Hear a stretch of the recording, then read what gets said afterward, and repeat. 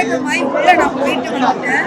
So உள்ள எப்படி இருக்கு அப்படின்னு பார்த்தீங்கன்னா, நான் சொன்ன மாதிரி தான் சாய்பாபா வந்து அவர் அந்த வேப்ப மரத்து அடியில் தியானம் பண்ணிட்டு இருக்கும்போது ஒரு இயற்கை சீற்றங்கள் மழை அது காரணமாக அவர் வந்து ஒரு மசூதியில் ஒரு பாலடைச்ச மசூதிக்குள்ள வந்து அவர் வந்து இருந்தார்.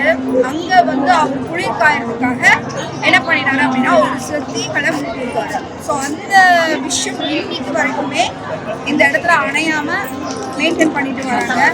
அதுலேருந்து வர ஒரு சின்ன சாம்பல், அதாவது உதி சொல்லுவாங்க இங்க, அந்த உதி இன்னைக்கு வரைக்குமே மக்களுக்கு பிரசாதமாக கொடுத்துட்டு இருக்காங்க.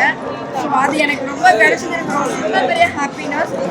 தீபதி அந்த இன்னும் எரியிற அந்த தீபத்தையே பார்த்துட்டேன். அங்கே இருக்கிற உதி வந்து கொடுத்தாங்க, கொடுக்க மாட்டாங்க, ஒரு சின்ன பாக்ஸ் மாதிரி இருக்கும், உள்ள ஃபிங்கர் மட்டும் விட்டிங்கன்னா டச் பண்ணி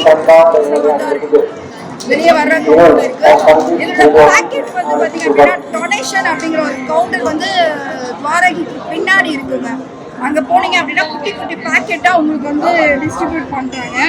ஸோ அதையுமே நான் வந்து நிறைய கலெக்ட் பண்ணிட்டு ஸோ இந்த மாதிரி ஒரு பேக்கெட்டாக டொனேஷன் செக்ஷன்லாம் அவங்க உங்களுக்கு கொடுக்குறாங்க. ஸோ அதையுமே நீங்கள் வந்து கலெக்ட் பண்ணிக்கலாம். இந்த இடத்த பார்க்கும்போது ரொம்ப ஹாப்பியாக இருக்குது, மிராக்கிளாக இருக்குது, எனக்கே ரொம்ப சந்தோஷமாக இருக்குது. இந்த மாதிரி புனித யாத்திரையை எனக்கு கொடுத்த சீனிவாசனுக்கு மிகப்பெரிய தேங்க்ஸ் சொல்லிக்கிறேன். ஸோ நீங்களும் இந்த மாதிரி யாத்திரைகள் போகணும், புனித யாத்திரைகள் மேற்கொள்ளணும் அப்படின்னு நினச்சிங்க அப்படின்னா உங்களோட பயணத்தை ஸ்டார்ட் பண்ணுறதுக்கு ஒரே ஒரு ஆப்ஷன் என்ன அப்படின்னு பார்த்தீங்கன்னா, நம்மளோட சீனிவாசன் பட்ஜெட் ஃப்ரெண்ட்லியாக நிறைய புனித யாத்திரைகளை கொண்டு வந்துருக்காங்க.